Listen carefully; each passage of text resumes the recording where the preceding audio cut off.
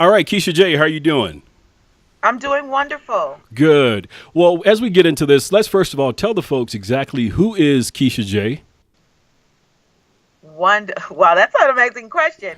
Kecia J is an HIV/AIDS educator and a truth strategist and an author. I've been living with AIDS for 10 years, and since diagnosis, I decided that I would spread awareness through education from telling my story. Yes. You know what? Someone actually said to me before that when we tell our story, I mean, if we hold on to our story, we're actually being selfish.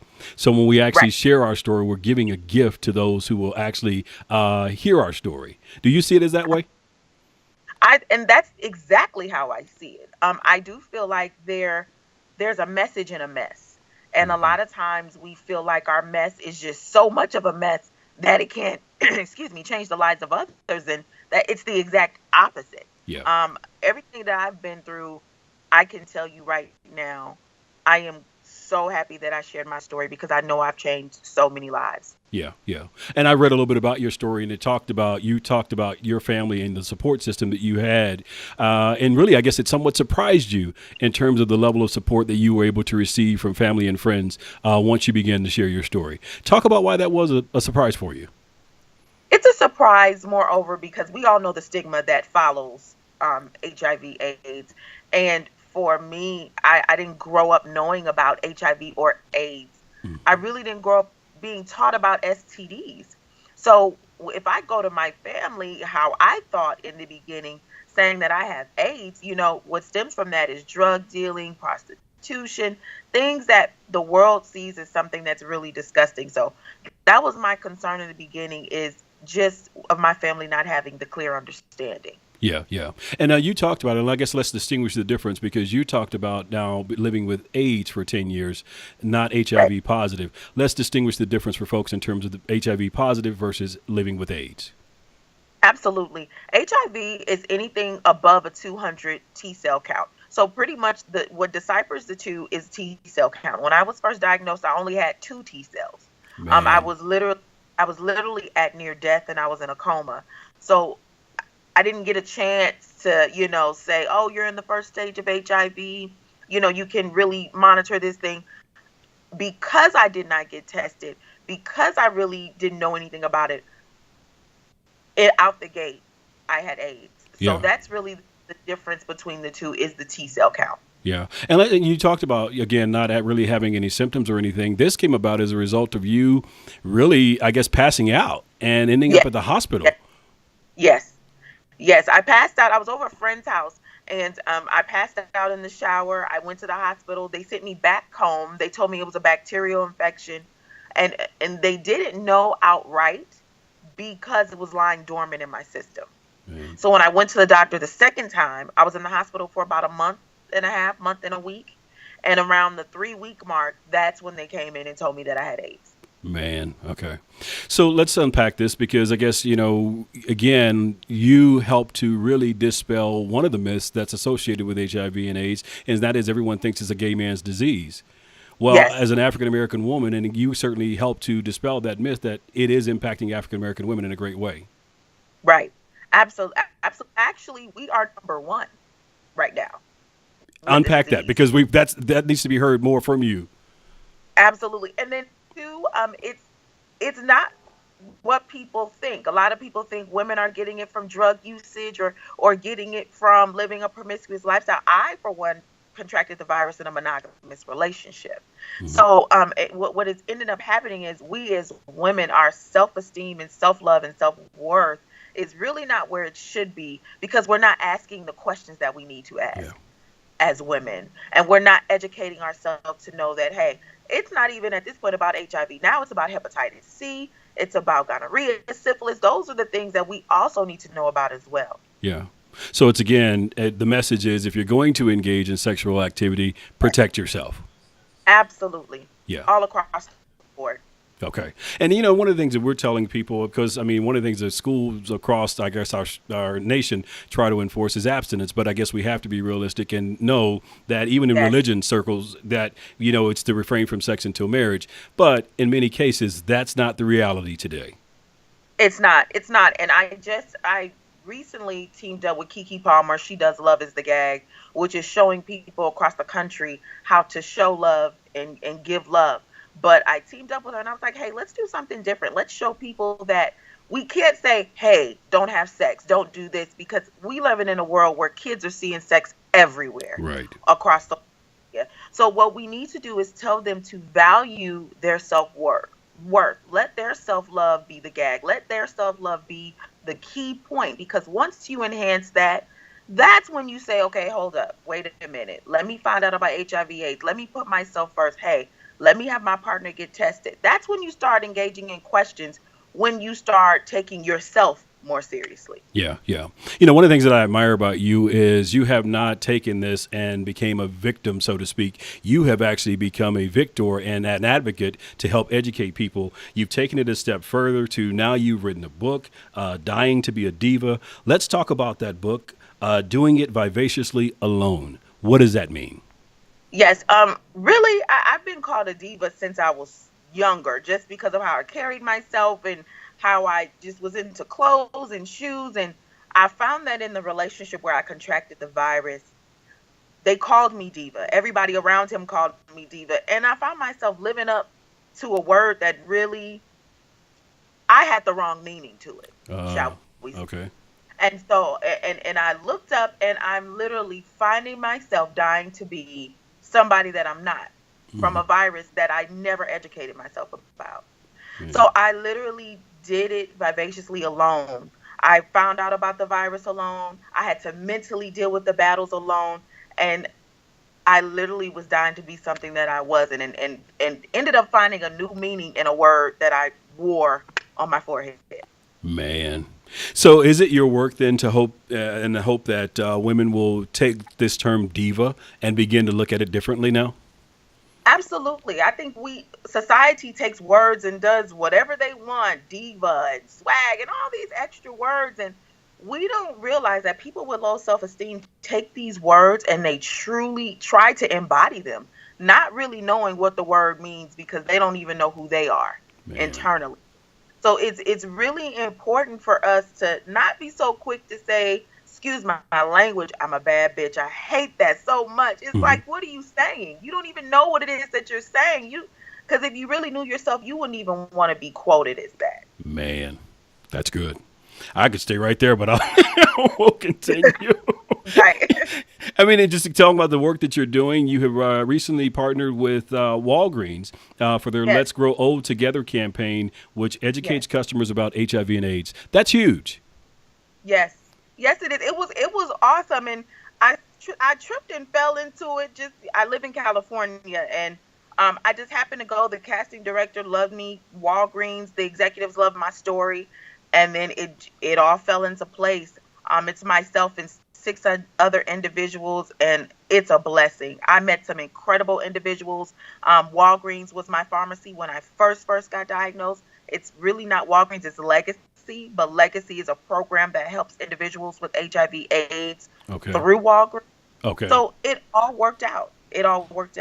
Man. So as you go around the country and you're speaking to crowds and speaking and educating people, what do you find is still the biggest misconception or misinformed idea about HIV and AIDS today? Great question. The number one question I get, I just did an interview the other day and I got the same question. And the number one question I get is, do you really have it? You don't look like it. Are you sure? You sure you're just not trying to get a check? And are you sure? They're asking you, are you sure? Yeah, and I'm like, wait, I don't even get a check for this, because you have to understand nowadays they don't consider it as a disability because people are living long lasting lives now in this day and time. So, and it boggles my mind because what I asked them, I said, what does it mean? What does HIV/AIDS look like? Man. And they don't have an answer because it doesn't look like anything. They assume that you're supposed to look sick. You're supposed to not have any weight on you. You're supposed to look like you're dwindling away. And that's exactly why the numbers are so high, because you're basing your whole knowledge on a look. Man. That'll preach on a Sunday morning at 11 o'clock service. Yes, it will. And I think that's the key. You said something a moment ago in talking about how folks are living longer. I think it's the fact that, you don't look sick. And I think it's the fact that people are living longer. So people tend to let their guards down. I mean, that's what we're finding as we talk to people. They're thinking, well, Magic is living longer. He's looking healthy. So it's Right. like, wait, I'll just get the same medicine or whatever it is that Magic is taking. First of all, you don't have the bank account that Magic has or access to the level of medication that he does. And it's not even about the thing is Magic is taking care of himself. The Yeah. same thing that anybody else can do. The same thing that I've done. The same it's so many others. Ray Lewis Thornton, she's one of the first African Americans who covered the graced the cover of Essence magazine. She's been 30 years with the virus. So it's so many others individuals who have been living long-lasting lives with AIDS. It's just that no one talks about it. Right. And why do you think that is? I mean, because for as long as this disease has plagued our community, I mean, why is it no one's talking about it? I truly feel like no one's talking about it because it's taboo. It's one Okay. of those things where it's like, oh my God, HIV, AIDS. Let's not talk about that Yeah. because I'm gonna die. If it happens in my life, I'm gonna die. But instead of talking about what could happen on the positive end if you are diagnosed, they choose to talk about the negative. For me, my life changed. And I Hmm. had someone say to me the other day, well, you need to watch how you talk, or you need to not say that life began with AIDS. Well, for me, life did begin because Hmm. I had no choice but to put myself first. Yeah. For you, I did not put myself first. But when I was diagnosed, I put myself first and my life changed for the better. So people have so much of a negative mind thought with HIV AIDS that they can't even see past the negative to know that there's so much positive in knowing your status. Man, that's so good. I mean, I guess even prior to and even still continue to this day, you manage artists and you're in the music industry, things of Yes, that nature. But it sounds like, based on what you just said, you really found your life purpose after being diagnosed. absolutely. And that's the key. And I'll tell people all the time, it's not about just doing something in life. It's about finding your purpose. Yeah. And sometimes the higher power will take you some of the craziest things ever to Yeah. help you find your purpose.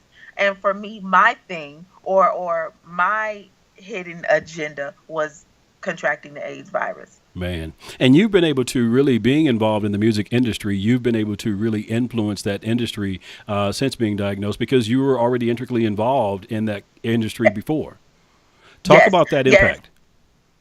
yes, and it's so crazy. I saw so much when I was in because the world that I managed was in the hip hop world, Hmm. and HIV/AIDS is very taboo there. Yeah. They don't talk about it at all, and you would be surprised. A lot of our celebrity community and high ranking individuals in that world are living with the virus, but they just Hmm. live under the table with it. Yeah. And for me, I refuse to do that. I refuse to be told that because I'm around this crowd or that crowd that I can't say my status.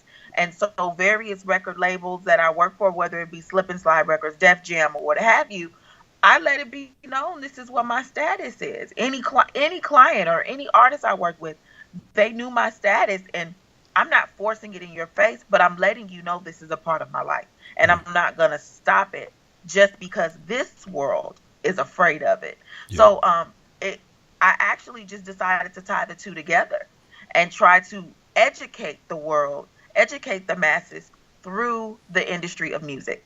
Yeah.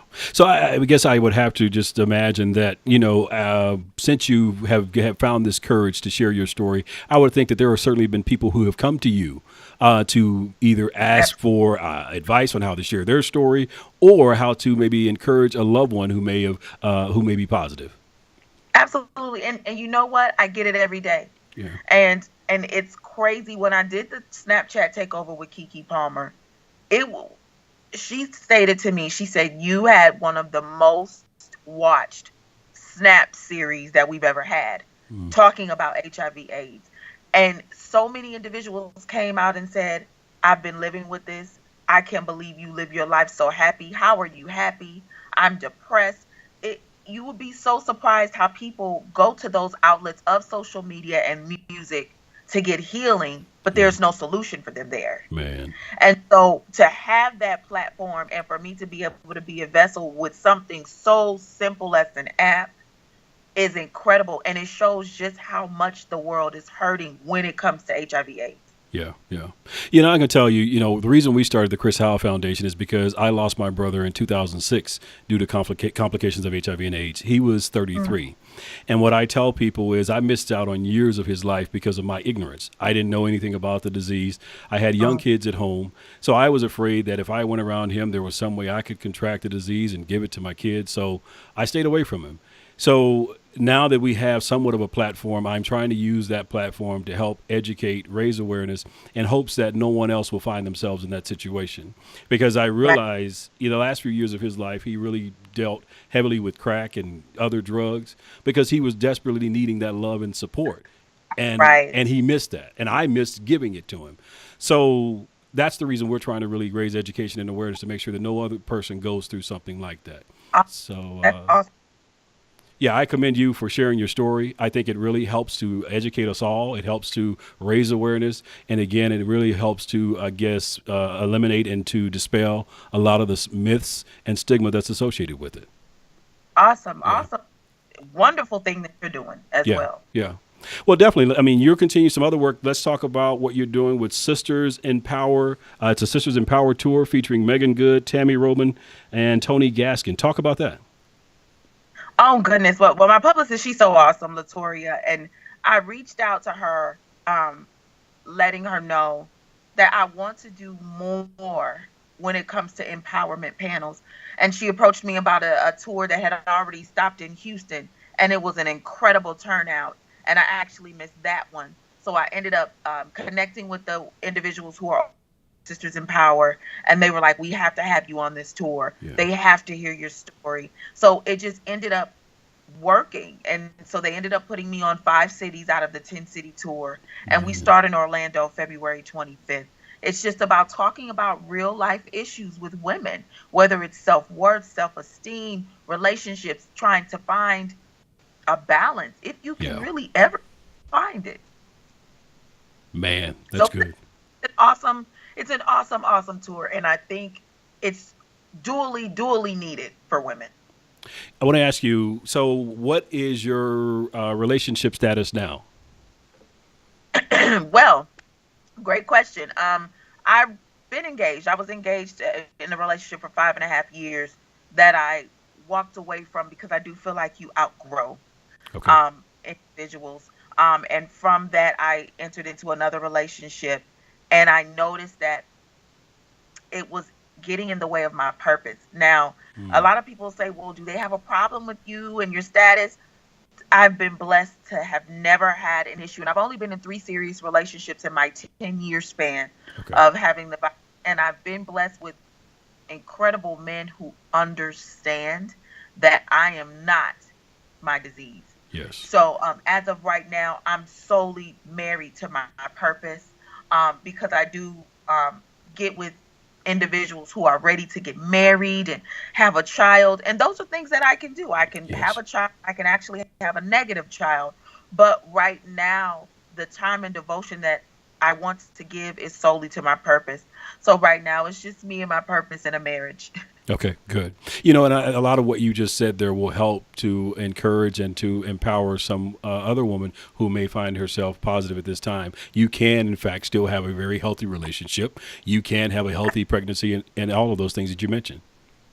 Absolutely. That it's again, it's 2017. It's not 1972, Yeah. 1980 more. It's so much advancement in with this epidemic that I think the more that we talk about the advancement that has progressed now, the more people will be more comfortable about getting tested. There's even PrEP.